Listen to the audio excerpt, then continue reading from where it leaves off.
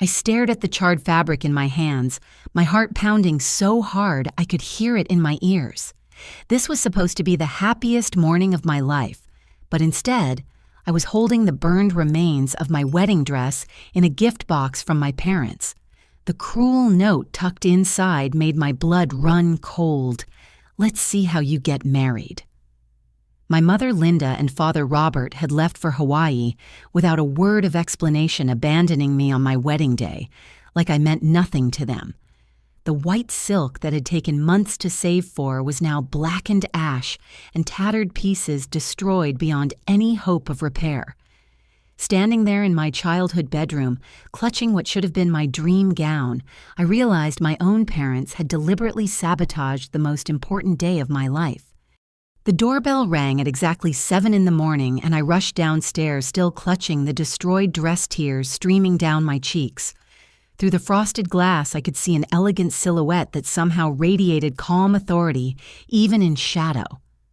When I opened the door, Eleanor Whitmore stood on my front porch with the kind of composed grace that comes from handling crises with practiced ease.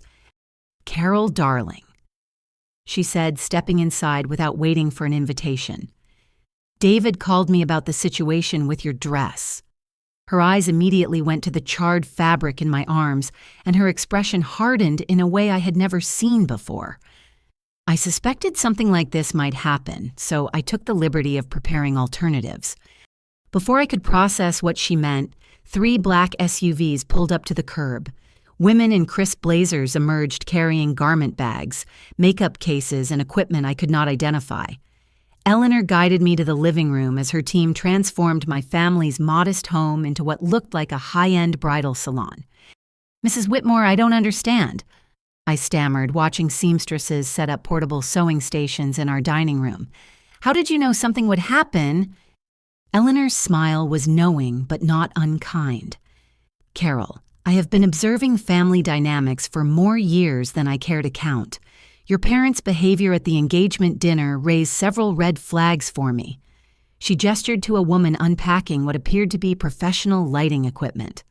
"I called our family boutique this morning and had them send over several options in your size."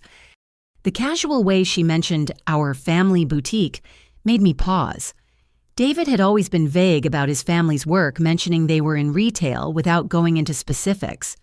But the level of coordination happening in my living room suggested resources far beyond anything I had imagined. A stunning blonde woman approached us carrying 3 garment bags. "Mrs. Whitmore, I brought the Vera Wang, the custom Marchesa, and the vintage-inspired Monique L'Huillier as backup options. The alterations team is standing by." Eleanor nodded approvingly. "Thank you, Amanda. Carol, these are some pieces from our current collection. Nothing too elaborate, just a few things we had available on short notice." My jaw dropped as Amanda unzipped the first bag to reveal a gown that belonged in the pages of Vogue magazine. The intricate beadwork alone probably cost more than my annual salary. "Mrs. Whitmore, I cannot possibly afford anything like this." "Nonsense!" she waved dismissively. "Today is about celebrating your marriage to my son, not worrying about finances." She picked up her phone and began making calls with the efficiency of someone accustomed to moving mountains. "Marcus, it's Eleanor. I need you at the Riverside Country Club in 2 hours with your full setup. Yes, I know it's short notice. Transfer the Hamptons event to next weekend if necessary." I listened in amazement as she coordinated with vendors I had only dreamed of working with. Each call revealed another layer of influence and resources that made my head spin. The woman helping me into the first dress whispered that it was an original design worth more than most people's cars.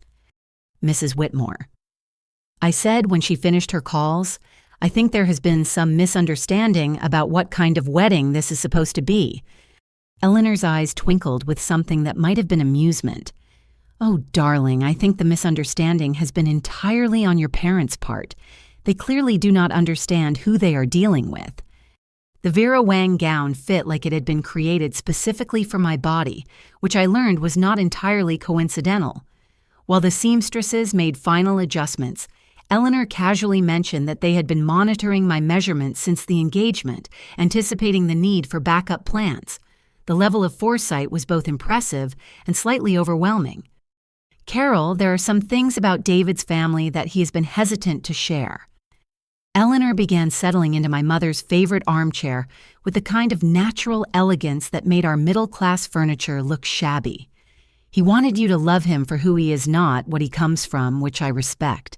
But given today's circumstances, I think it's time for complete transparency.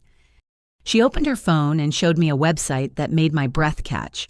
Whitmore Heritage Jewelers was not just a boutique, but a luxury empire spanning the entire East Coast. Store locations in Manhattan, Boston, Charleston, and Miami showcased collections that celebrities wore to red carpet events. The company profile described fourth-generation family ownership with an estimated value in the hundreds of millions. David's great-grandfather started with a single shop in Boston. Eleanor explained, scrolling through images of stunning jewelry displays. We now have 23 locations and serve clients including European royalty and Hollywood A-listers. She paused on a photo of a necklace I recognized from a recent awards show. That piece sold for $2.8 million last month. The numbers were so far beyond my comprehension that I had to sit down. David worked as a project manager for a construction company, living modestly in a 2-bedroom apartment. Nothing about his lifestyle had suggested this kind of family wealth. Why didn't he tell me? I asked, feeling suddenly self-conscious about every aspect of my background. Eleanor's expression softened. Because he has seen too many relationships destroyed by fortune hunters and social climbers. He wanted to be certain you loved David, the person not David, the heir to a jewelry empire. She gestured around our simple living room. Your family's genuine warmth and your obvious devotion to my son convinced him he had found something real. A knock at the front door interrupted our conversation. Eleanor checked her phone and smiled. That will be Harrison with the contracts. David's father entered carrying a leather briefcase that probably cost more than my car. Behind him came 2 men in expensive suits who immediately began setting up what looked like a mobile office in our kitchen. Harrison kissed my cheek with the same genuine warmth he had always shown, but now I understood the quiet authority that surrounded him. Carol, I am sorry your parents chose to handle things this way, he said, opening his briefcase to reveal neatly organized legal documents. But I want you to know that their behavior reflects nothing about you or your worth to our family. One of the suited men approached Harrison with a tablet displaying what appeared to be financial reports. Sir, we have reviewed the venue contracts and vendor agreements. Everything can be transferred to the estate within 3 hours if you approve the expenditure. Harrison glanced at the screen and nodded. Authorize whatever is necessary. Today is about celebrating our new daughter, not counting costs. He turned back to me with a gentle smile. Carol, I hope you do not mind, but we would like to move your wedding to our private estate. The security will be better, and we can ensure no further disruptions from family members who might not have your best interests at heart. The casual reference to security made me realize how seriously they were taking my parents' sabotage attempt. Eleanor showed me photos of their estate on her phone, and I gasped at images that looked like something from a European castle. Manicured gardens, a chapel with stained glass windows, and reception spaces that could accommodate hundreds of guests. This is too much, I protested weakly, though part of me was thrilled at the prospect of a wedding beyond my wildest dreams. My parents just wanted to hurt me. They did not mean for things to escalate like this. Harrison's expression grew serious. Carol, we have been quietly monitoring your family's behavior for several months. What happened this morning was not a spontaneous act of spite, but part of a calculated campaign to undermine your relationship with David. He pulled out a thick folder from his briefcase. Our private investigator has documented numerous attempts by your parents to research our family's finances and assets. I stared at the folder, afraid to open it but needing to understand what had been happening behind my back. Eleanor placed a reassuring hand on my shoulder as Harrison continued. We believe your parents have been planning to ask us for money either as a wedding gift or as some form of payment for accepting you into our family. When their research revealed the extent of our holdings, their expectations apparently grew beyond reasonable bounds. The weight of this revelation hit me like a physical blow. My parents had not just sabotaged my wedding dress, but had been scheming to profit from my relationship for months. The betrayal felt deeper than anything I could have imagined. Eleanor's voice was firm when she spoke. "Darling, your parents clearly expected you to be devastated and weddingless today, probably hoping you would come running to them for comfort. Instead, they are about to discover that their little prank has very serious consequences." By noon, the Whitmore estate had been transformed into something from a fairy tale. Marcus Rodriguez, who I learned was the most sought-after wedding planner on the East Coast, had worked what could only be described as magic in 4 hours. String quartets practiced near a flower-covered altar, while servers in crisp uniforms arranged champagne stations throughout the gardens. The guest list had mysteriously expanded from our original 75 people to nearly 200.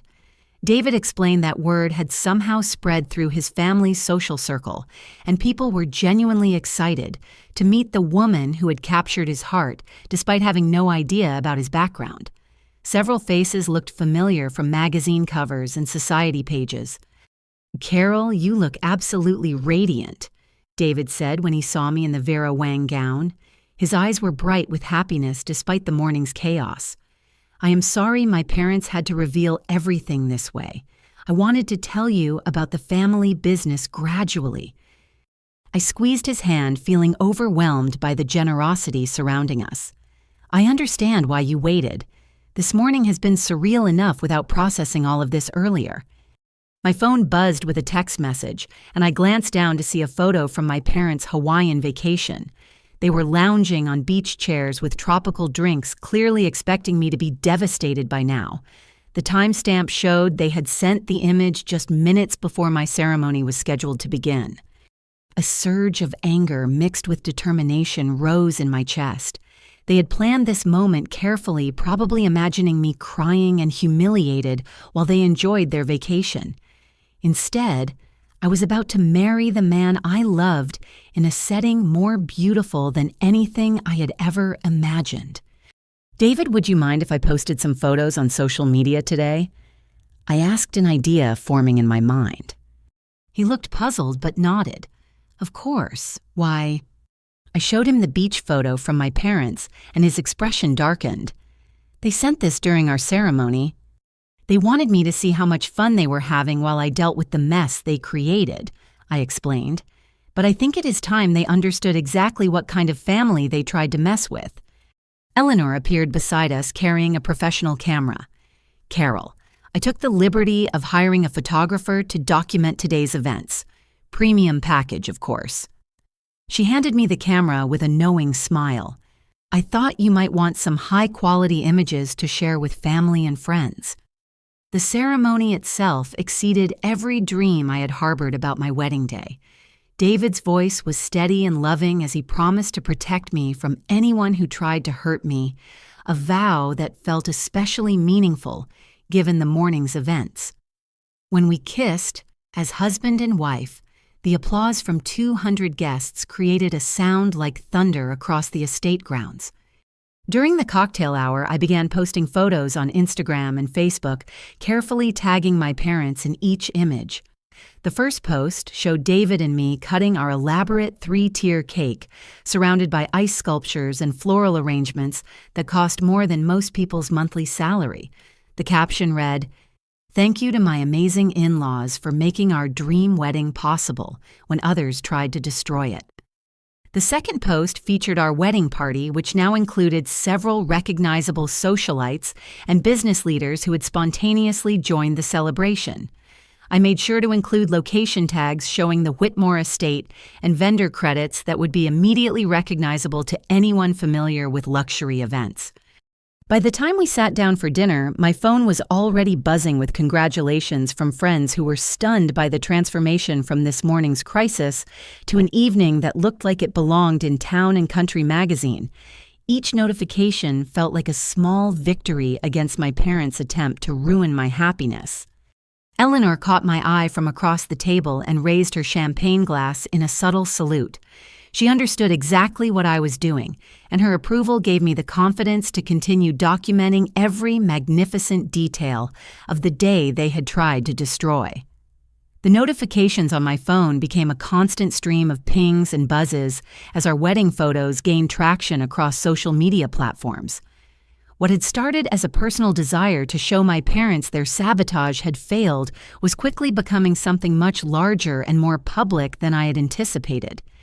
My Instagram post featuring the ruined wedding dress alongside images of my actual ceremony had been shared over 3,000 times within 2 hours. Friends, acquaintances, and complete strangers were commenting with support and outrage at my parents' behavior. The contrast between the charred fabric and the stunning Vera Wang gown told a story that needed no explanation. "This is incredible," whispered my college friend Janet, scrolling through the comments during dinner. "People are tagging news outlets and wedding magazines. Your story is spreading everywhere." Eleanor, who had been monitoring the social media response on her own phone, leaned over with evident satisfaction. "Carol, I think you should see this." She showed me a screenshot of a Twitter thread by a popular lifestyle blogger with over 1 million followers. The thread detailed my wedding story as an example of family toxicity and the importance of chosen family over biological relatives. The wedding planner Marcus approached our table carrying his tablet with barely contained excitement. "Mrs. Whitmore, the photographs from today's event are being shared by several major wedding industry accounts. 3 different magazines have already reached out asking for exclusive interviews." David squeezed my hand under the table. "Are you comfortable with this level of attention?" he asked quietly. "We can ask everyone to stop sharing if you want privacy." I considered his question while watching another flood of supportive comments appear on my posts. People were sharing their own stories of family betrayal and praising my resilience in turning a horrible situation into something beautiful. The overwhelming support from strangers felt like validation that what my parents had done was truly wrong, not just a harmless family disagreement. "No," I said firmly. "I want people to see what happened. Maybe it will help someone else who is dealing with family members who try to destroy their happiness." Eleanor smiled approvingly and began typing on her phone with rapid efficiency. "In that case, I think we should be more strategic about this. I know several journalists who specialize in family dynamics and social issues. If this story is going to spread anyway, we might as well ensure it is told accurately." Within an hour, Eleanor had connected me with a reporter from a major newspaper who specialized in family psychology. The woman was fascinated by the story of wedding sabotage and the dramatic rescue by in-laws who turned out to be unexpectedly wealthy and generous. She explained that my experience represented broader societal issues around family manipulation and the importance of establishing healthy boundaries with toxic relatives. My phone suddenly exploded with a rapid succession of incoming calls that made the screen light up like a Christmas tree. I glanced at the caller ID and felt my stomach drop. My parents were calling frantically from Hawaii, having clearly discovered that their harmless prank had become a viral sensation with their names attached to the story. The first call came from my mother's number, then my father's, then my mother again. The calls continued in rapid succession, each one going to voicemail as I sat frozen at our reception table. Eleanor watched the incoming calls with the expression of someone observing a particularly interesting scientific experiment. 97, 98, 99 calls. David counted, checking the call log on my phone. "I think they are starting to understand the situation." Eleanor's smile was razor sharp as she raised her champagne glass. "I suspect Linda and Robert are having a very different kind of evening than they had planned when they sent that beach photo." The calls from Hawaii continued throughout our reception, but I let every single one go to voicemail while dancing with my new husband under fairy lights that transformed the estate gardens into something magical. By midnight, my phone showed 147 missed calls from various combinations of my parents' numbers, plus frantic text messages that grew increasingly desperate as the hours passed. The first voicemail from my mother was dismissive. "Carol, you are being ridiculous. It was just a joke. Call us back immediately." But as the night progressed and our wedding photos continued spreading across the internet, her tone shifted dramatically. The final message, left at 2 a.m, Hawaii time, was barely coherent through her tears.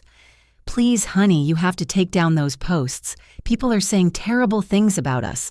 This has gone too far." David and I spent our wedding night in the guest suite at the Whitmore Estate, a space larger and more luxurious than my entire childhood home.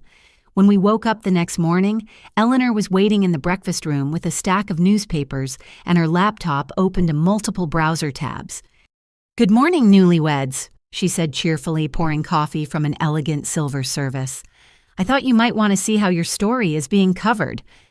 The local newspaper had picked up the story with the headline, "Wedding Sabotage Backfires Spectacularly for Local Couple." A lifestyle website featured our photos in an article titled, "When In-Laws Save the Day, a Modern Fairy Tale." Most shocking was a piece in a national magazine that used our story to discuss the rising trend of adult children cutting contact with toxic parents. My phone rang again, and this time I recognized the number of our family landline back home. "They must have gotten back from Hawaii," I told David, reluctantly answering the call. "Carol Marie Henderson." My father's voice boomed through the speaker with forced authority. "You get over here right now and explain what you think you are doing." "It's Carol Marie Whitmore now, Dad," I replied calmly, "and I am having breakfast with my husband and in-laws." The silence on the other end lasted so long I thought the call had dropped. When my father spoke again, his voice was smaller, uncertain, in a way I had never heard before. "We are at your apartment. We need to talk to you. This whole thing has gotten out of hand." Eleanor gestured for me to put the phone on speaker, then mouthed "recording app" while pointing to her phone.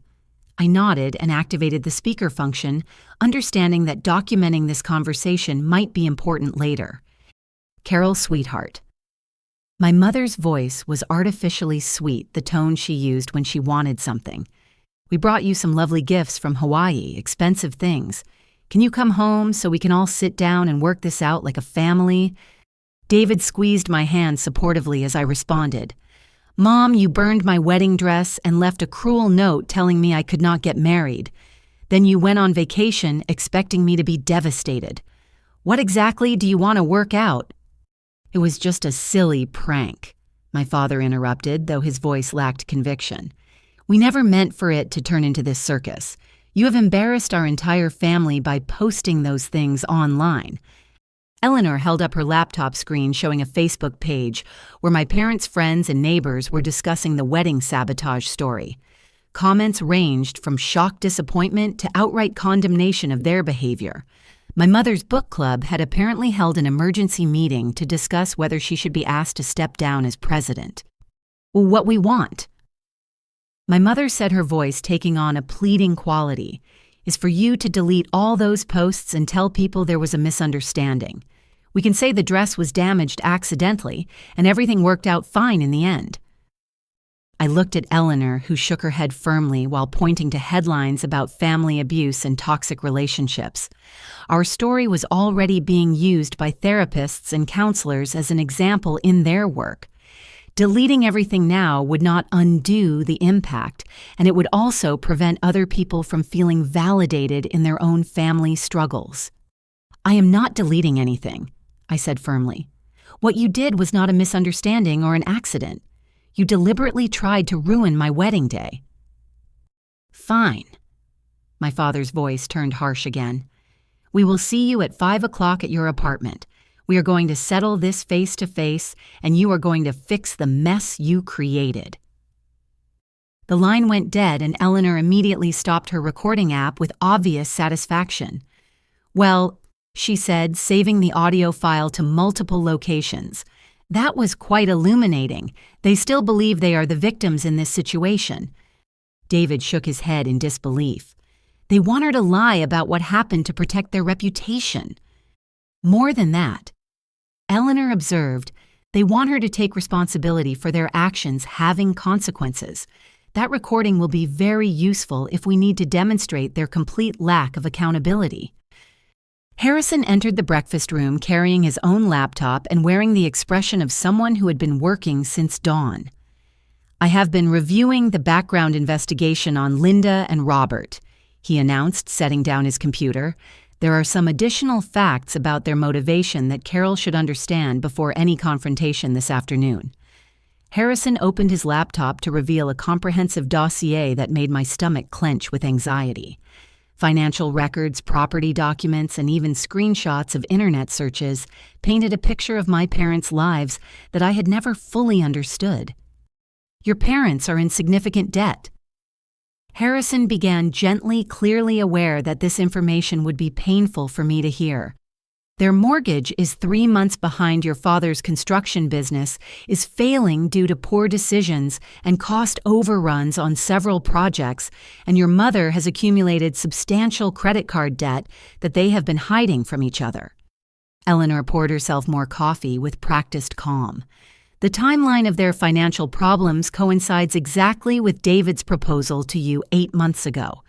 Within 2 weeks of your engagement announcement, your father hired a private investigator to research our family's assets and business holdings." The revelation hit me like a physical blow. They hired someone to investigate David's family, a rather expensive investigation given their financial situation.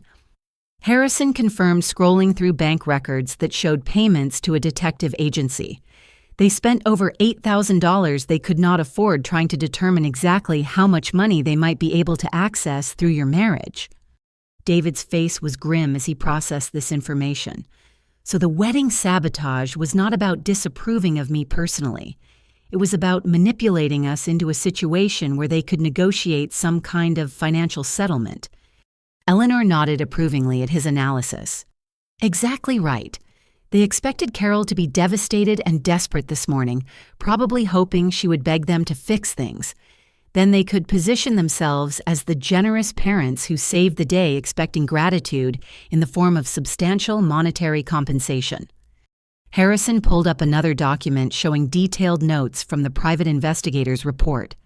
"They know about our jewelry stores, our real estate holdings, our investment portfolio, and our charitable foundation.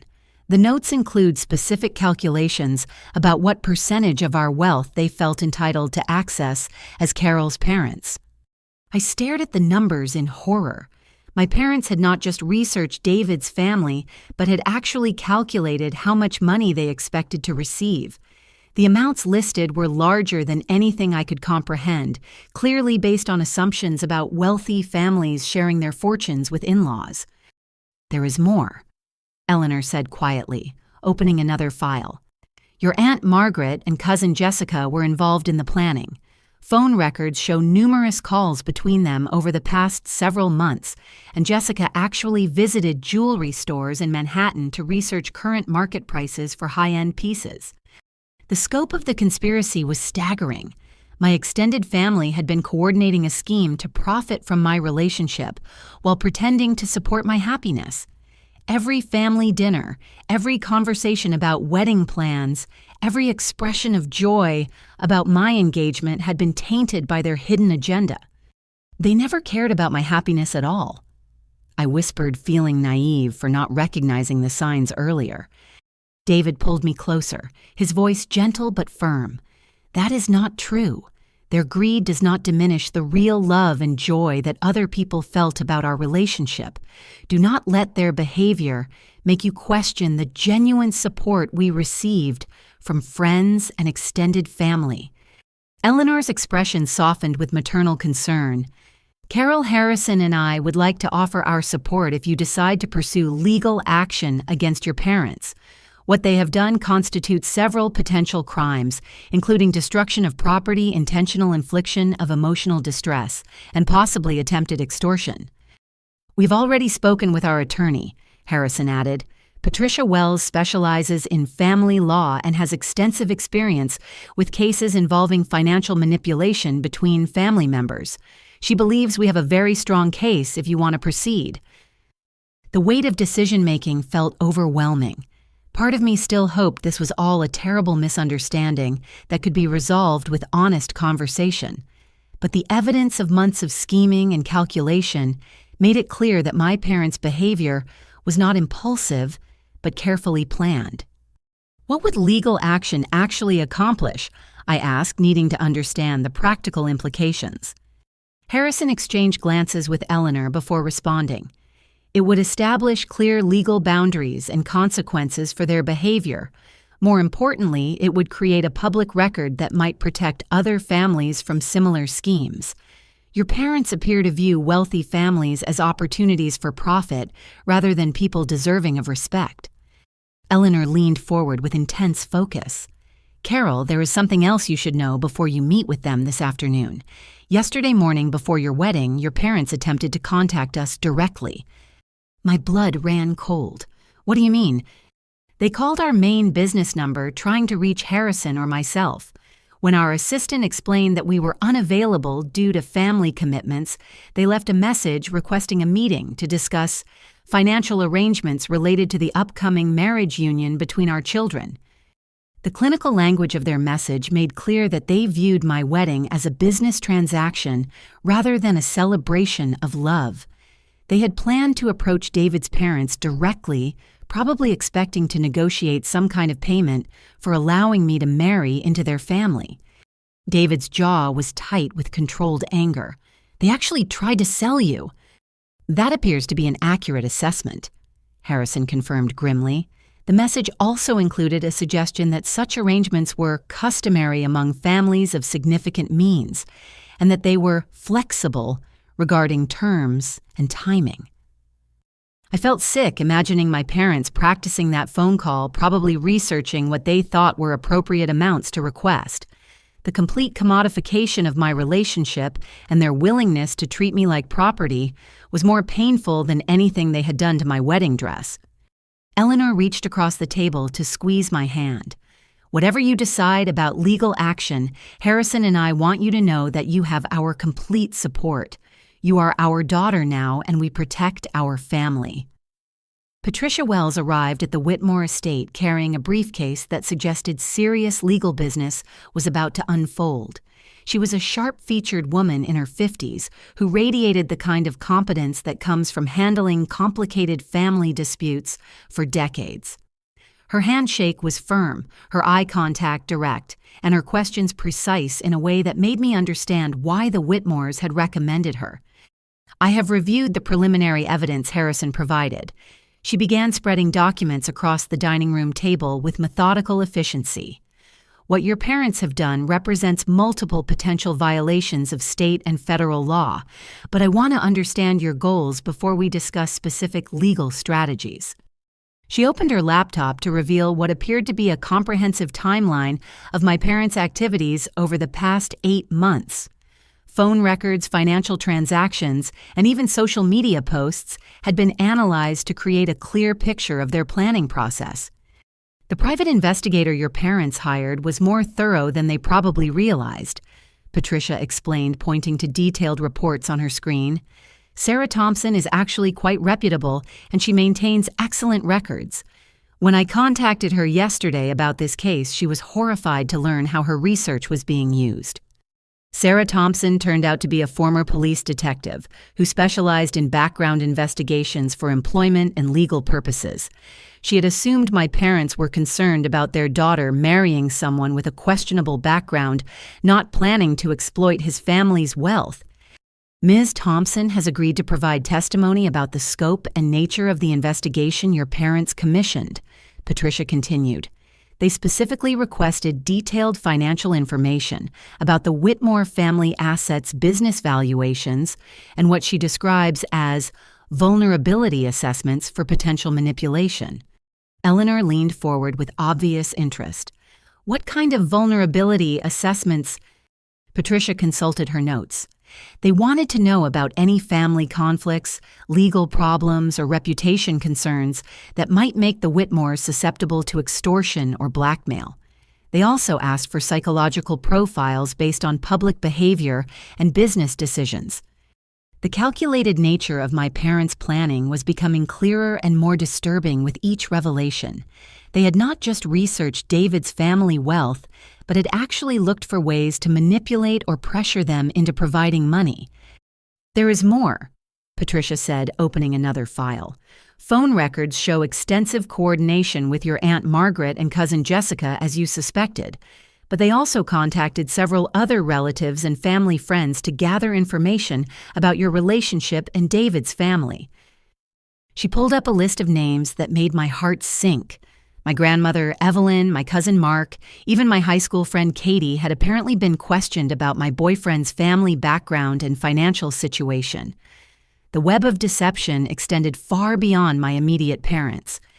Most disturbing, Patricia continued, are the text messages between your mother and Jessica discussing specific amounts of money they expected to receive. They calculated percentages based on the estimated value of the Whitmore estate and made plans for how to invest their wedding windfall. David shook his head in disgust.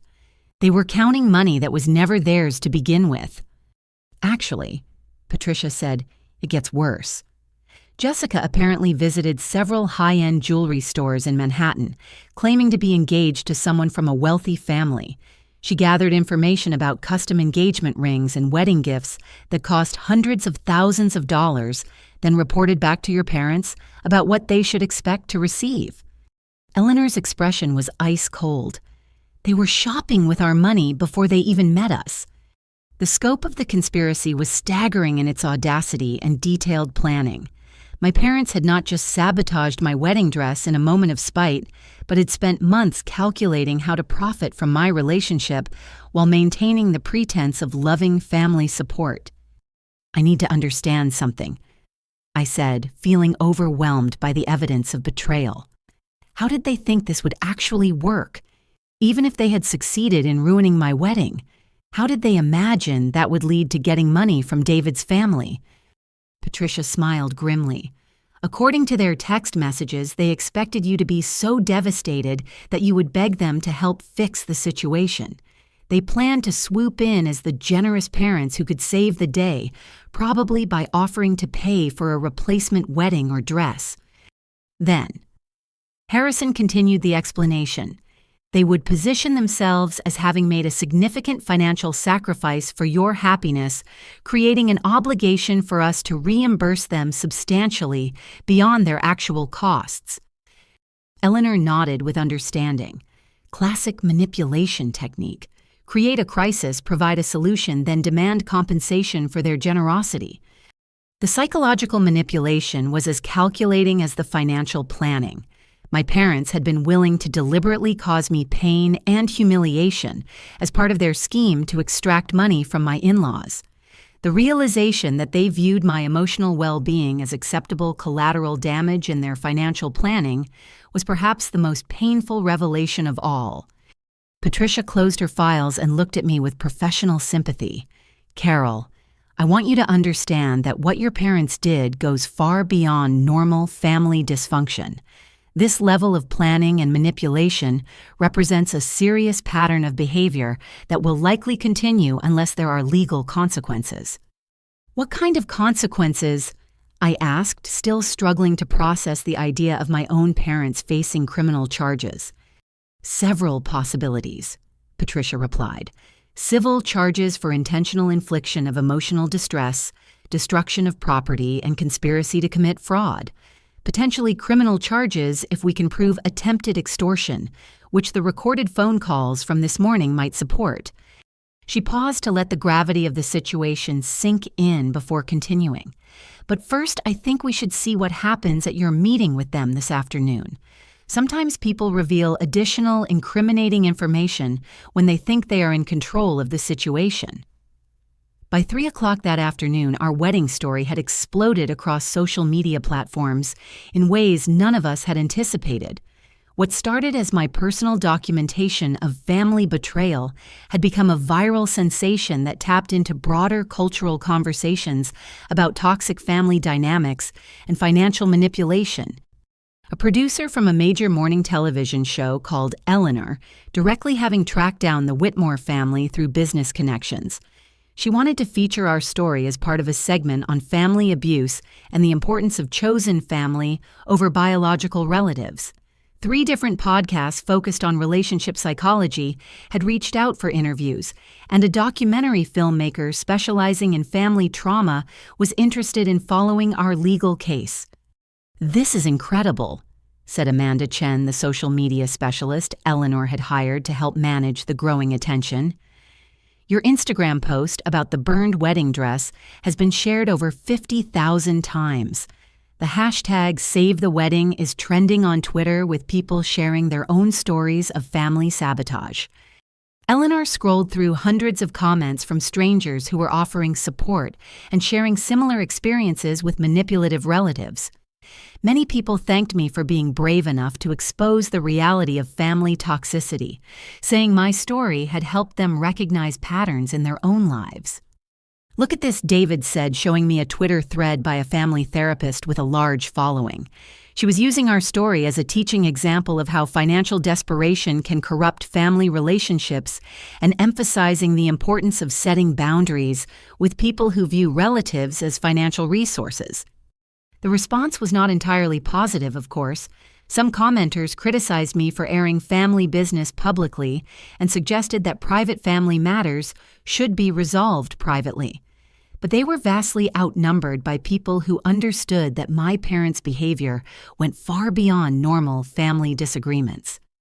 Marcus Rodriguez, our wedding planner, appeared in the sitting room carrying his phone with obvious excitement. "Carol, I hope you do not mind, but I have been getting calls all day from magazines and websites wanting to feature your wedding photos. Vogue is interested in a story about luxury weddings that overcome family adversity." Eleanor raised an eyebrow. "Marcus, I appreciate the publicity opportunities, but we need to be strategic about media exposure while legal proceedings are pending." "Of course," he agreed quickly, "but the interest level is unprecedented. I have never seen a wedding story generate this kind of emotional response from the public." Patricia Wells called to update us on developments from her office. "Carol, I have been monitoring social media coverage of your story, and I think you should know that several other families have contacted my office about similar situations. Your willingness to speak publicly about financial manipulation within families appears to be encouraging other victims to seek help." The idea that our painful situation might help other people gave me a sense of purpose that made the media attention feel worthwhile rather than invasive. If my parents' cruelty could be transformed into something that protected other families from similar schemes, then perhaps some good could come from this nightmare. Could. My phone rang with my parents' number just as we were preparing to leave for our afternoon confrontation. I glanced at Eleanor, who nodded encouragement, then answered, while Patricia activated her recording equipment. "Carol, you need to stop this right now." My mother's voice was shrill with panic. "People are calling us terrible names online. Your father's business is getting negative reviews from people who do not even know us. This has to end today."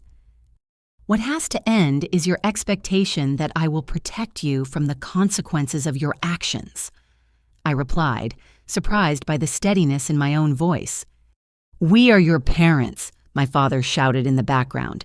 "You owe us respect and loyalty, not this public humiliation." Eleanor held up her phone, showing a screenshot of a 1-star review someone had left for my father's construction company. "Would never trust someone who would sabotage their own daughter's wedding. Shows terrible judgment and character." "Mom, Dad, you made a choice to hurt me in a very public way," I said. "You posted photos of yourselves enjoying vacation while I dealt with the crisis you created. You made this a public matter, not me." "That was different," my mother protested. "We were just having fun on our trip. We never meant for anyone else to get involved." Patricia made notes while shaking her head at the continued lack of accountability in their responses. Even facing serious consequences, my parents still frame themselves as victims of misunderstanding rather than perpetrators of calculated cruelty. "We will see you at 5 o'clock, my father said, his tone attempting to regain authority. "And you better come alone. We do not want those rich people filling your head with more ideas about suing us or whatever nonsense they have been telling you." The call ended, and Patricia looked up from her notes with professional interest. They are clearly aware that legal action is a possibility, which suggests they understand the seriousness of what they have done, but they are still trying to control the narrative by framing the Whitmores as outside manipulators. Eleanor stood and smoothed her dress with characteristic composure. Well, then I think it is time we paid Linda and Robert a visit and corrected their misconceptions about who exactly they are dealing with. Eleanor insisted that we arrive at my parents' house in the Whitmore family's black Mercedes, rather than David's modest Honda, a strategic choice that immediately communicated the shift in power dynamics. Patricia Wells rode with us carrying a briefcase full of legal documents and recording equipment that would document whatever confessions my parents might make during our confrontation. My childhood home looked smaller and shabbier than I remembered, especially compared to the Whitmore estate where I had spent the past 2 days. The lawn-needed mowing paint was peeling from the front porch railings, and my father's work truck in the driveway showed rust spots that spoke to deferred maintenance and financial stress. "Remember," Patricia advised as we walked to the front door, "let them talk as much as possible. People often reveal more than they intend when they are trying to justify their behavior." My parents were waiting in the living room with an elaborate display of Hawaiian gifts spread across the coffee table. Expensive-looking jewelry designer clothing with tags still attached, and tropical decorations that probably cost more than they could afford given their debt situation.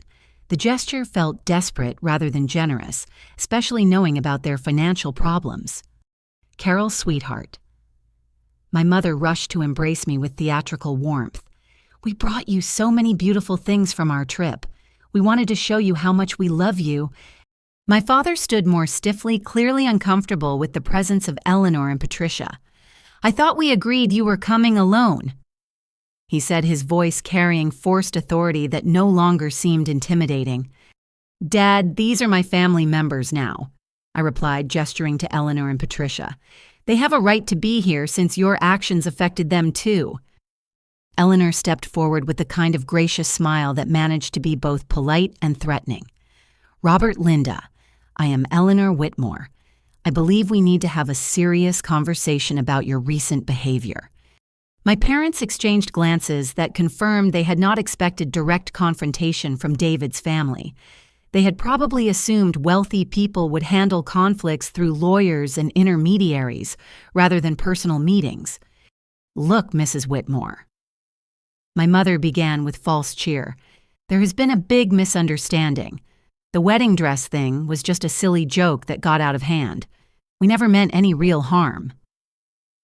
Patricia opened her briefcase and pulled out printed copies of phone records and financial documents. "Linda, I am Patricia Wells, the Whitmore family attorney. I think you should see some evidence we have gathered about your activities over the past 8 months. The color drained from my father's face as Patricia spread documents across their dining room table. Bank statements showing payments to the private investigator, printed text messages discussing expected financial gains, and detailed notes about the Whitmore family assets created an undeniable record of their scheming. "You hired a private detective to investigate my family's finances." Eleanor observed her tone remaining conversational despite the serious accusations. "You spent over $8,000 you could not afford to research how much money you might be able to extract from our relationship with Carol." My mother's theatrical friendliness evaporated as she realized the extent of evidence against them. That was just basic research. Any responsible parent would want to know about their daughter's future in-laws. "Responsible parents research criminal backgrounds and character references," Patricia corrected. "They do not hire investigators to assess vulnerability to financial manipulation or calculate percentages of inherited wealth they expect to access." My father's face was flushed with anger and embarrassment as he recognized specific details from his conversations with the private investigator. "You people have no right to spy on us. We are Carol's family, and we were protecting her interests." Eleanor's laugh was genuinely amused. "Robert, you burned her wedding dress and left a note telling her she could not get married. In what possible universe does that constitute protecting her interests?" The confrontation that followed was both painful and liberating. My parents continued insisting that their behavior was justified, while Patricia systematically presented evidence of their calculated planning and financial motivation. They seemed genuinely shocked that their scheme had been discovered and documented so thoroughly. The wedding dress was just supposed to make her realize she needed our help, my mother finally admitted when pressed about their true intentions. We thought she would come to us crying and we could fix everything and show those rich people how much we cared about our daughter. Patricia made careful notes as my mother inadvertently confirmed the manipulation strategy we had suspected. And what kind of compensation did you expect for this generous rescue? My father's silence stretched uncomfortably long before he answered. We just thought, if they had all that money anyway, maybe they could help us out with some of our financial problems, as a wedding gift or something. Eleanor's expression remained perfectly composed as she delivered the final blow. Robert, Linda, I want you to understand something very clearly. What you have done constitutes multiple crimes under state and federal law. We have documented evidence of conspiracy, attempted extortion, destruction of property, and intentional infliction of emotional distress. She paused to let that information sink in before continuing. More importantly, you have irrevocably damaged your relationship with your daughter through behavior that demonstrates you view her as a financial asset rather than a person deserving of love and respect. The meeting ended with Patricia serving them official legal papers while my parents sat in stunned silence, finally understanding that their harmless prank had serious legal and personal consequences that would not disappear with expensive gifts and theatrical apologies. Within 48 hours of our confrontation, the social consequences of my parents' behavior began cascading through their personal and professional lives in ways they had never anticipated. The viral nature of our wedding story meant that people throughout our hometown had seen detailed accounts of their wedding sabotage scheme, complete with evidence of their financial motivations and calculated planning. My father's construction company, Henderson Building Solutions, had been struggling financially even before the scandal broke. But now his business phone rang constantly with cancellations from existing clients and harsh criticism from potential customers who had seen the social media coverage. A major commercial project he had been counting on to stabilize his finances was terminated when the property developer cited concerns about his judgment and professional ethics. Carol, you have to do something. My cousin Jessica called me in tears on Wednesday morning. Uncle Robert's business is falling apart and people are saying horrible things about our whole family online. I listened to Jessica's distress with a mixture of sympathy and frustration. Jessica, you were part of the scheme to research David's family and calculate how much money you expected to receive. Did you think there would be no consequences for that kind of behavior? She was quiet for a long moment before responding. I guess I never thought about how it would look to other people. It seemed like normal family business at the time. The psychological dynamics that had enabled my parents' manipulation were becoming clearer as extended family members began reaching out with their own versions of what had happened. Most of them had been told partial truths or outright lies about the situation, but some had suspected that something was wrong with my parents' intense interest in David's family background. My mother's social standing in the community collapsed even more dramatically than my father's business reputation. The Riverside Women's Club, where she had served as treasurer for 6 years, asked her to resign after several members expressed concern about trusting someone with their organization's finances who had demonstrated such poor judgment in personal matters. Eleanor forwarded me an email from the club president that was both diplomatic and devastating. While we appreciate Linda's past service to our organization, recent revelations about her conduct toward family members have raised questions about her character that make continued leadership inappropriate. The book club my mother had founded and led for over a decade held an emergency meeting to discuss her future involvement. According to my neighbor, Mrs. Patterson, who had always liked my mother, despite their occasional disagreements, the discussion was painful but necessary. Nobody wanted to be cruel. Mrs. Patterson told me when she stopped by my apartment to check on how I was handling everything. But Linda's behavior toward you was so calculated and cold-hearted that people started questioning whether they really knew her at all. The most devastating blow to my parents' community standing came from an unexpected source, my father's own mother, Grandma Evelyn. At 82 years old, she had always been the family matriarch whose opinions carried enormous weight in all family decisions. Her public condemnation of my parents' actions sent shockwaves through our extended family network.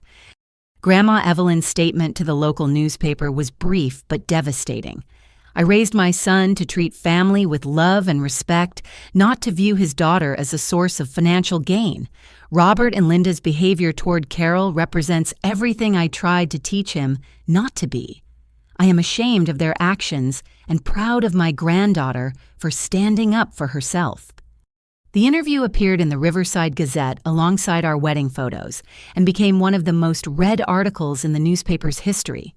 Local residents shared the story extensively on social media, with many people commenting that if Robert's own mother condemned his behavior, it must have been truly awful.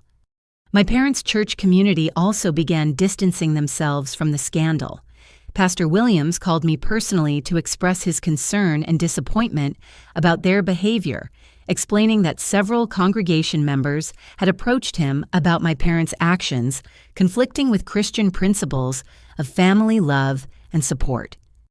I have counseled your parents extensively over financial stress during the past year, Pastor Williams told me, but nothing in our conversations suggested they were capable of such calculated cruelty toward their own child. The social isolation was particularly hard on my mother, who had built much of her identity around community involvement and social relationships. Friends who had supported her through various life challenges now questioned whether they had ever really known her character. The carefully constructed reputation she had spent decades building crumbled within days of the truth coming to light. Even more painful for both my parents was the reaction from neighbors who had witnessed years of family interactions. People began reinterpreting past behaviors through the lens of financial manipulation, remembering occasions when my parents had seemed unusually interested in my relationships or had made comments about my future prospects that now seemed calculating rather than caring. The Hendersons who lived next door had always considered my parents good friends and reliable neighbors. But Mrs. Henderson told several people that she now remembered my mother asking oddly specific questions about David's family background and seeming disappointed when she could not provide detailed financial information. Looking back, Linda was fishing for information about that boy's family money for months. Mrs. Henderson confided to others in the neighborhood. I thought she was just being protective, but now I see she was scheming. By Friday evening, less than a week after my wedding, my parents had become social pariahs in their own community. The financial motivations behind their cruelty had shocked people who thought they knew them well, and the calculating nature of their planning had damaged relationships that had taken years to build. David and I watched this social reckoning unfold with mixed emotions. Neither of us wanted to see people suffering, but we also recognized that meaningful consequences were necessary for behavior that had been so deliberately harmful and manipulative. Harrison Whitmore approached the escalating situation with the methodical precision of someone accustomed to handling complex business crises. Rather than simply defending against my parents' behavior, he chose to use their actions as an opportunity to create positive change that would extend far beyond our personal circumstances. Carol, he explained during a family meeting in his home office, your parents' scheme represents a broader social problem that wealthy families encounter regularly. We've decided to use this situation to raise awareness about financial manipulation and support other families dealing with similar issues. Eleanor opened her laptop to show me a beautifully designed website for something called the Henderson Whitmore Foundation for Family Integrity. The foundation's mission statement focused on providing legal and emotional support for individuals whose family relationships had been damaged by financial manipulation or exploitation. We are naming it after you, Eleanor explained. because your courage in standing up to manipulation has inspired us to help other people in similar situations. The foundation will provide legal aid counseling services and educational resources for families dealing with money-motivated abuse. The scope of their vision was staggering.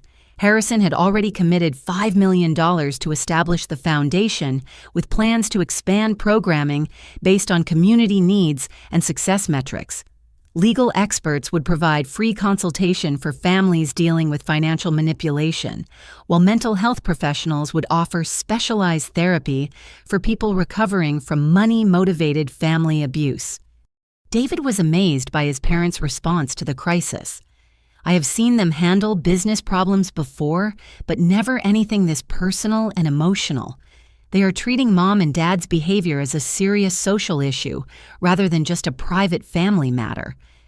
The Foundation's first initiative involved partnering with family law attorneys across the country to identify common patterns in financial manipulation cases. Patricia Wells had been hired as the primary legal consultant, and she was already working with other lawyers to develop resources for families facing similar situations. "We want to understand how widespread these schemes actually are," Patricia explained during a strategy meeting.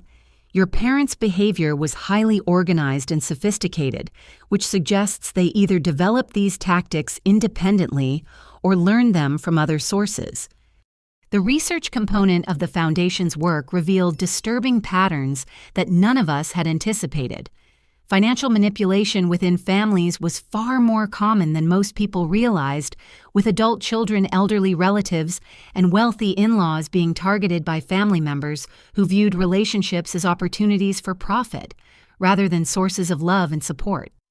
Dr. Jennifer Martinez, a family psychology expert hired as the Foundation's research director, presented preliminary findings that were both fascinating and disturbing.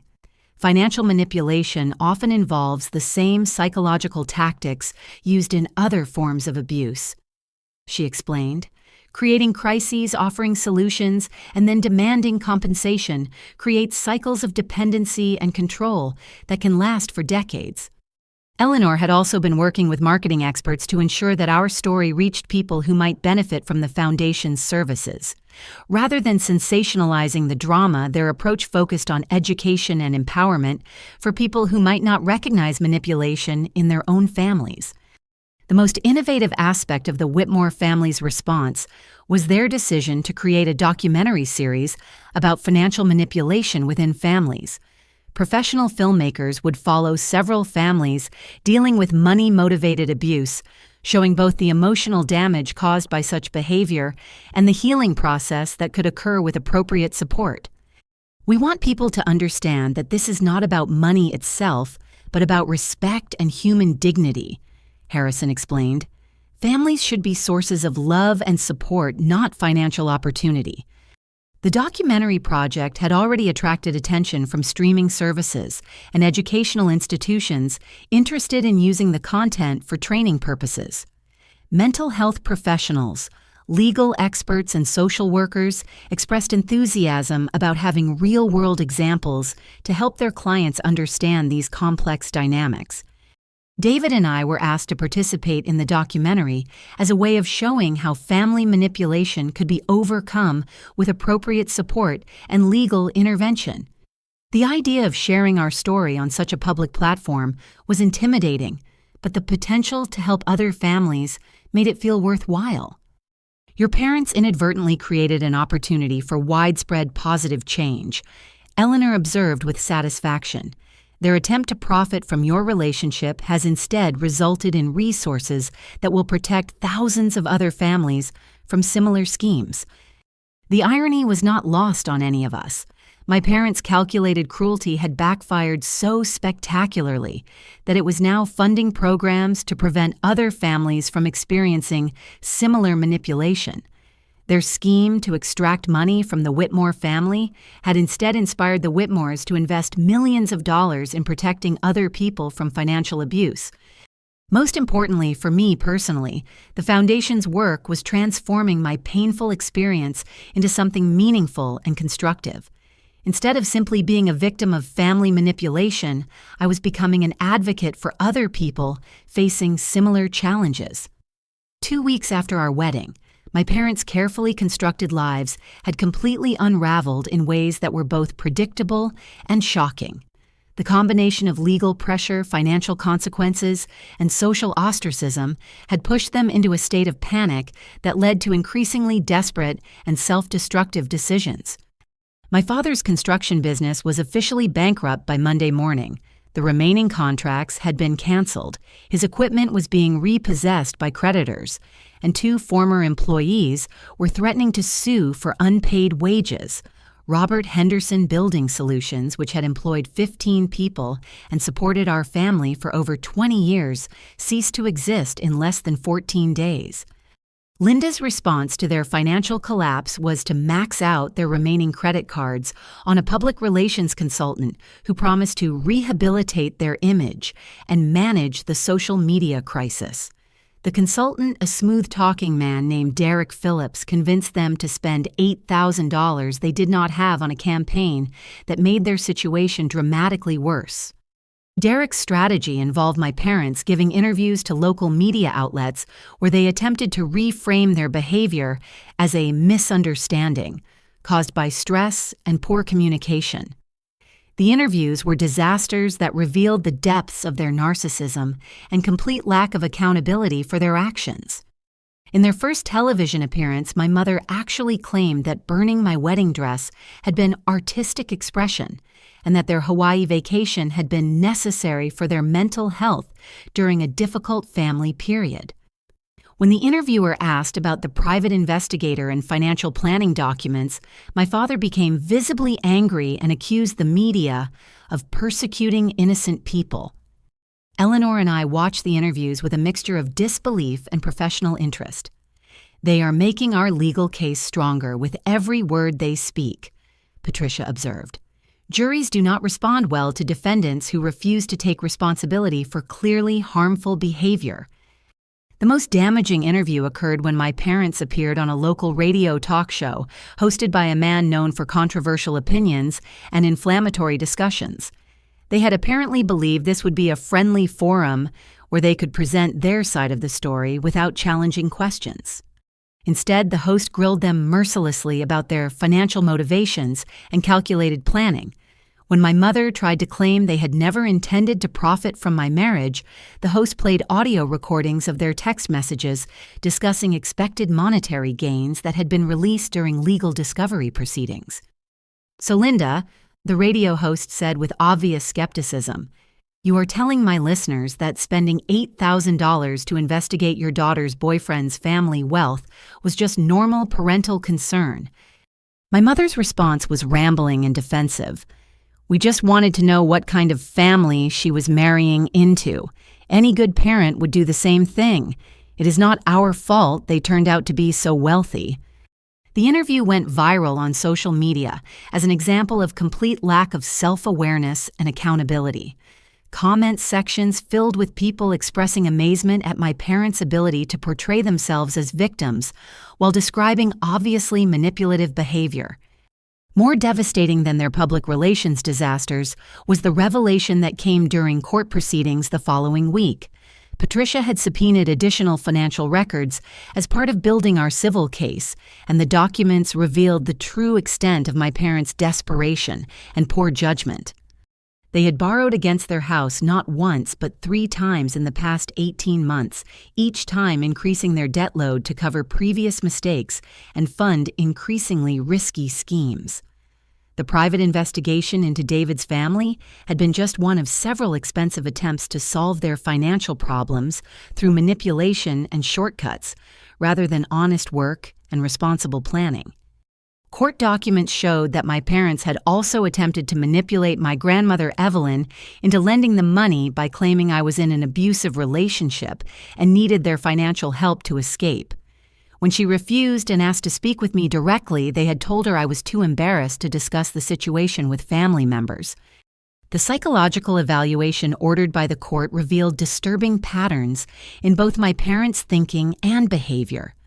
Dr. Rebecca Torres, a forensic psychologist specializing in family manipulation cases, diagnosed them with narcissistic personality traits and a shared delusional belief that other people existed primarily to serve their financial and emotional needs. Robert and Linda Henderson display classic patterns of financial predators who target family relationships, Dr. Torres wrote in her report. They show no genuine empathy for the emotional harm they have caused their daughter and continue to view themselves as victims of circumstances beyond their control.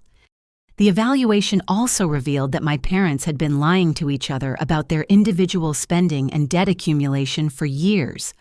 Neither had fully understood their total financial situation until the legal proceedings forced complete disclosure of their assets and liabilities. My father owed over $40,000 in business-related debt that my mother had known nothing about, while she had accumulated $35,000 in credit card debt for luxury purchases and social activities that she had hidden from my father. Their marriage was collapsing under the weight of financial stress and mutual deception. The final blow to their remaining dignity came when Jessica, my cousin who had participated in their scheme, decided to cooperate with our legal case in exchange for immunity from prosecution. Her testimony provided detailed evidence about the planning process and confirmed that my parents had viewed my relationship as a business opportunity rather than a source of happiness for their daughter. Aunt Linda and Uncle Robert talked about Carol's wedding like it was an investment opportunity. Jessica testified during a deposition. They calculated how much money they thought they deserved and made plans for how to spend it before they had even met David's family. By the end of February, less than a month after my wedding, my parents had lost their business, their social standing, their financial security, and most of their family relationships. The scheme that was supposed to solve their problems had instead destroyed everything they had worked to build over the course of their adult lives. Standing in Patricia Wells' law office on a cold Thursday morning in early March, I faced a decision that would define not just my relationship with my parents, but also the kind of person I wanted to be going forward. The evidence against them was overwhelming, the legal case was airtight, and I had every right to pursue maximum punishment for their calculated cruelty and financial manipulation. Patricia had laid out my options with clinical precision. Civil damages could easily reach 6 figures based on emotional distress, property destruction, and the costs associated with their interference in my wedding plans. Criminal charges for attempted extortion and conspiracy were also viable, potentially resulting in jail time and permanent criminal records that would follow them for the rest of their lives. "You hold all the cards at this point," Patricia explained, reviewing the strength of our evidence one final time. "The documentation is comprehensive. Their public statements have been self-incriminating, and their complete lack of accountability makes them unsympathetic defendants." David squeezed my hand supportively as I stared at the legal documents that could destroy my parents' futures as thoroughly as they had tried to destroy my wedding day. Part of me wanted them to experience consequences proportional to the pain they had caused me, but another part recognized that revenge would not heal the deep wounds their betrayal had opened. Eleanor and Harrison had made it clear that they would support whatever decision I made.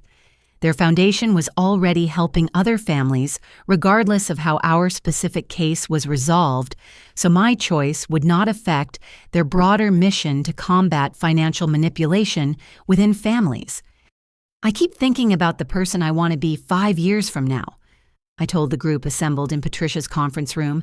"Do I want to be someone who chose healing or someone who chose punishment?" Dr. Jennifer Martinez, the family psychology expert working with the foundation, had spent several sessions helping me understand the broader implications of different approaches to resolving family conflicts. She emphasized that justice and healing were not mutually exclusive, but required careful balance to achieve meaningful results. Carol. Dr. Martinez said gently, "There is a difference between enabling harmful behavior and choosing restorative rather than purely punitive justice. Your parents need consequences that help them understand the impact of their actions, not just punishment that confirms their victim narrative." I'd been thinking about this distinction for weeks. Traditional legal punishment might satisfy my anger, but it would not address the underlying psychological and relationship dynamics that had enabled my parents' behavior. They would probably emerge from jail or financial penalties feeling more victimized and resentful rather than genuinely understanding why their actions had been wrong. I want to propose something different. I said, surprising myself with the clarity that suddenly emerged from weeks of confusion and conflicting emotions. I want them to face real consequences, but consequences that might actually change their behavior rather than just making them suffer. Patricia leaned forward with professional interest. What kind of alternative consequences did you have in mind? Mandatory family therapy with a specialist in financial manipulation dynamics. I began outlining an idea that had been forming gradually: public acknowledgement of their behavior and genuine apology letters to everyone they affected, participation in the Foundation's documentary project as a cautionary example. Eleanor nodded approvingly. Restorative justice rather than purely punitive justice. But with real teeth, I continued. If they refuse any component or fail to complete the program genuinely, then we proceed with full legal prosecution. They need to understand that this is their one opportunity to make things right. David was amazed by the strength and maturity I was demonstrating in the face of such deep betrayal. Are you sure this is what you want? After everything they put you through, you would be completely justified in pursuing maximum penalties. I thought about his question seriously before responding. They tried to break me down and make me dependent on them through manipulation and cruelty. If I choose revenge over healing, then in some way they succeed in making me smaller and more damaged. I want to be bigger than their worst impulses. Patricia began drafting a settlement proposal that would require my parents to complete extensive family therapy, make public statements acknowledging their manipulation and apologizing for their behavior, and participate in educational programs designed to help other families recognize similar patterns. The therapy component would be supervised by court-appointed specialists with expertise in financial abuse dynamics. My parents would need to demonstrate genuine understanding of how their behavior had affected me, and others not just go through the motions of attending sessions. The public acknowledgement requirement would involve written apologies to everyone affected by their scheme, from wedding vendors who'd been inconvenienced to family members who'd been manipulated or lied to during the planning process. These apologies would need to meet specific standards for accountability and genuine remorse. Most importantly, their participation in the Foundation's documentary would serve as a warning to other families about the devastating consequences of viewing relationships as financial opportunities. They would need to honestly discuss their planning process and acknowledge the psychological damage they had caused. If they complete all requirements genuinely and demonstrate real change in their attitudes and behavior, I concluded, then I am willing to rebuild our relationship slowly and carefully. But if they use this as another manipulation opportunity, then they will face the full legal consequences of their actions. The proposal represented a leap of faith that people could change when faced with appropriate consequences and support. It also reflected my belief that breaking cycles of family dysfunction required someone to choose healing over revenge, even when revenge was justified and readily available. 6 months after my wedding day, the changes in all our lives were so dramatic that the events of that February morning felt like they had happened to different people. The foundation that had emerged from my parents' cruelty was thriving beyond anyone's expectations, while my parents themselves had begun what appeared to be genuine transformation through the restorative justice program they had reluctantly accepted. The Henderson Whitmore Foundation for Family Integrity had helped over 200 families navigate various forms of financial manipulation and abuse. Legal clinics in 5 major cities provided free consultation for people dealing with money-motivated family exploitation, while support groups offered emotional healing for individuals recovering from relationships damaged by greed and manipulation. Dr. Martinez's research had identified patterns of financial abuse that were helping mental health professionals and legal experts develop better intervention strategies. The documentary series featuring real families dealing with these issues had been picked up by a major streaming service and was being used by universities to train social workers and family counselors. Your story has become a catalyst for understanding family dynamics that were previously hidden or ignored, Dr. Martinez told me during one of our monthly check-ins. The foundation has received calls from people all over the country who recognize their own experiences in your situation. Most surprisingly, several state legislatures were considering bills that would strengthen legal protections against family financial abuse and provide better resources for victims. The publicity around our case had demonstrated that existing laws were inadequate for addressing sophisticated manipulation schemes like my parents had attempted. David and I had testified before a state Senate committee about the need for better legal frameworks to address financial manipulation within families. The experience was intimidating but empowering, giving us a sense that our painful experience was contributing to meaningful social change. My parents' transformation through the court-supervised therapy program had been slow and often difficult to watch. The first few months involved them gradually acknowledging the extent of their manipulation and beginning to understand how their behavior had affected not just me, but our entire extended family network. Dr. Sarah Chen, the specialist overseeing their therapy, reported that initial sessions had been challenging because my parents continued trying to minimize their behavior and blame external circumstances for their choices. Breaking through their defensive narratives required months of patient work and consistent confrontation of their victim mentality. The breakthrough came when Linda finally acknowledged that she had viewed Carol as a financial asset rather than a person with her own rights and feelings. Dr. Chen explained during a family session I attended in May. Once she could say that out loud, real healing became possible. My father's acknowledgement of his behavior took longer but was ultimately more comprehensive. His business failure and social ostracism had forced him to confront the consequences of prioritizing shortcuts and manipulation over honest work and ethical behavior. I spent so many years looking for easy solutions to our problems that I forgot how to solve things through actual effort and integrity, he admitted during one of our supervised meetings. When I saw David's family's wealth, I saw an opportunity instead of people who deserved respect. The public apology process had been humbling for both my parents, but also therapeutic in unexpected ways. Writing detailed letters to everyone they had affected forced them to fully acknowledge the scope of their manipulation and its impact on multiple relationships. Their participation in the Foundation's documentary had been the most difficult component of their rehabilitation, but also the most meaningful. Telling their story honestly as a cautionary tale required them to examine their motivations and decision-making process in painful detail. "We want other families to learn from our mistakes," my mother said during her final documentary interview.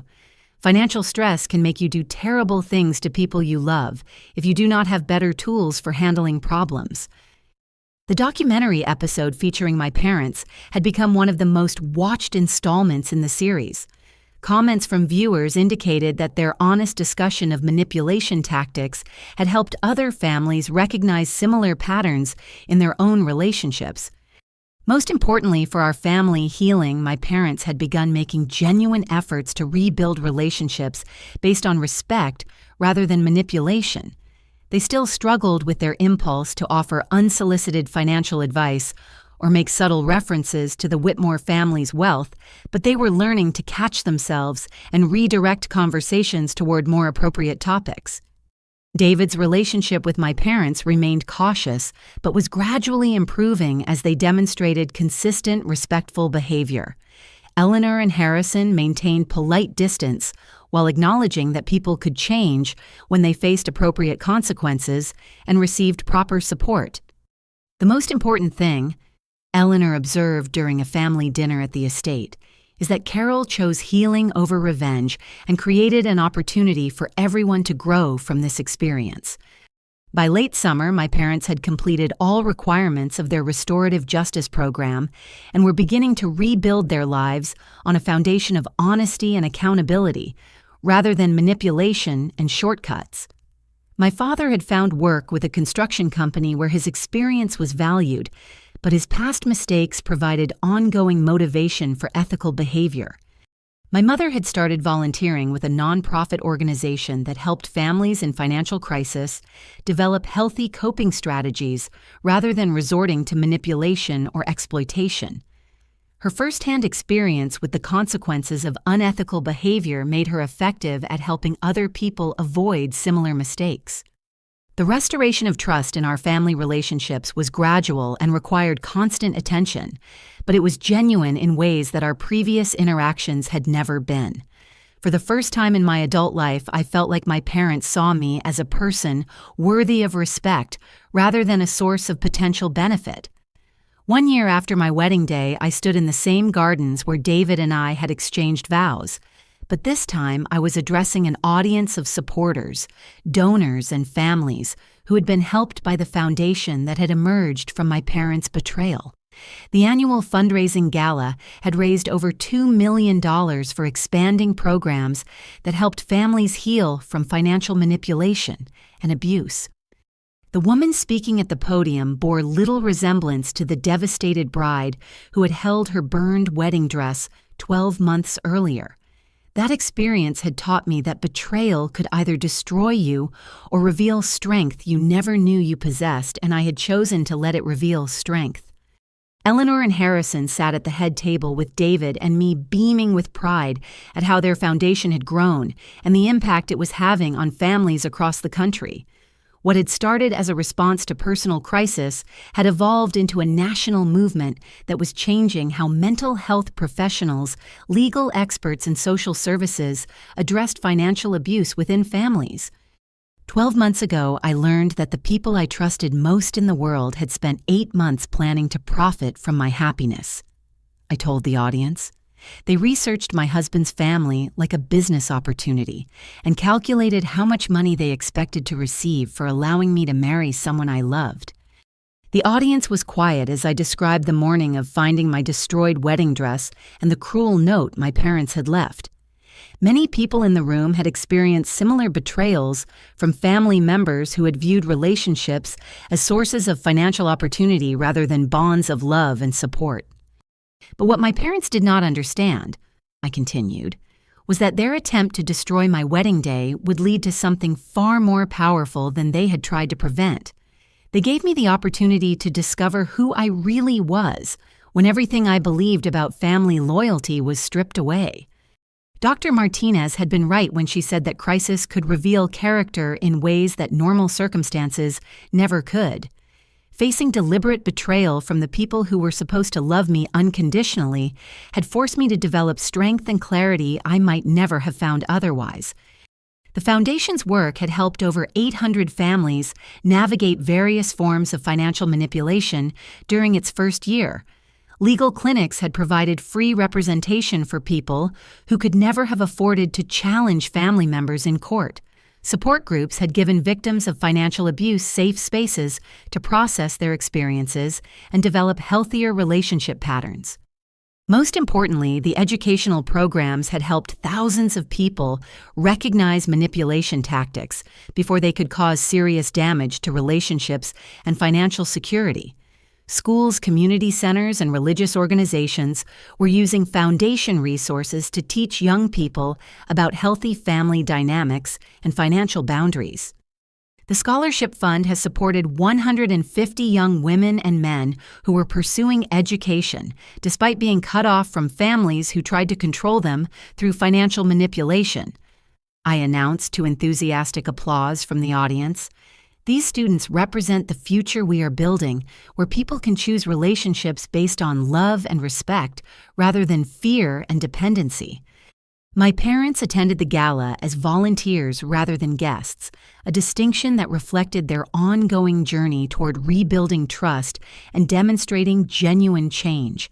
They had requested permission to help with setup and registration because they wanted to contribute to the Foundation's mission rather than simply benefit from the healing process. Seeing Linda and Robert Henderson working quietly to support an organization that existed because of their past manipulation was one of the most powerful symbols of redemption and transformation I had ever witnessed. They understood that earning forgiveness required ongoing demonstration of changed behavior rather than just words and promises. David took the stage to discuss the legal and policy changes that had resulted from our experience. 3 states had passed legislation strengthening protections against family financial abuse, and federal lawmakers were considering similar measures at the national level. Carol's courage in speaking publicly about family manipulation has created legal precedents that will protect other families from similar schemes, David explained to the audience. Sometimes the most personal betrayals can become the foundation for broader social change. During the evening's program, we screened clips from the documentary series that had featured over 20 families dealing with various forms of financial abuse. The honest discussions of manipulation tactics and healing processes had become educational tools used by therapists, legal professionals, and community organizations. The most moving moment of the evening came when Jessica, my cousin who had initially participated in my parents' scheme, spoke about her own transformation through the Foundation's Family Reconciliation Program. Her journey from accomplice to advocate demonstrated that people could change when they faced appropriate consequences and received proper support. I spent months helping my aunt and uncle plan to profit from Carol's marriage because I thought that was normal family behavior, Jessica told the audience. The Foundation's programs taught me the difference between healthy family support and manipulation disguised as love. As the evening drew to a close, I reflected on the lesson that had emerged from the most painful experience of my life. Betrayal from family members felt devastating because it challenged everything we believed about unconditional love and safety. But surviving that betrayal and choosing healing over revenge had revealed strength and purpose I never could have imagined. The foundation that bore my name would continue helping families long after the specific details of my wedding day crisis were forgotten. The legal protections we had helped establish would prevent other people from experiencing the kind of calculated manipulation my parents had attempted. The educational resources we had developed would teach future generations to recognize and resist financial abuse within relationships. If someone had told me a year ago that my parents burning my wedding dress would lead to helping thousands of families heal from financial manipulation, I concluded my speech, I would have thought they were crazy. But sometimes, the people who try to destroy your dreams inadvertently lead you to discover a purpose bigger than anything you had planned. The standing ovation from an audience of people whose lives had been touched by the Foundation's work was more meaningful than any wedding reception could have been. My parents' attempt to profit from my happiness had instead inspired David's family to invest millions of dollars in protecting other families from similar exploitation.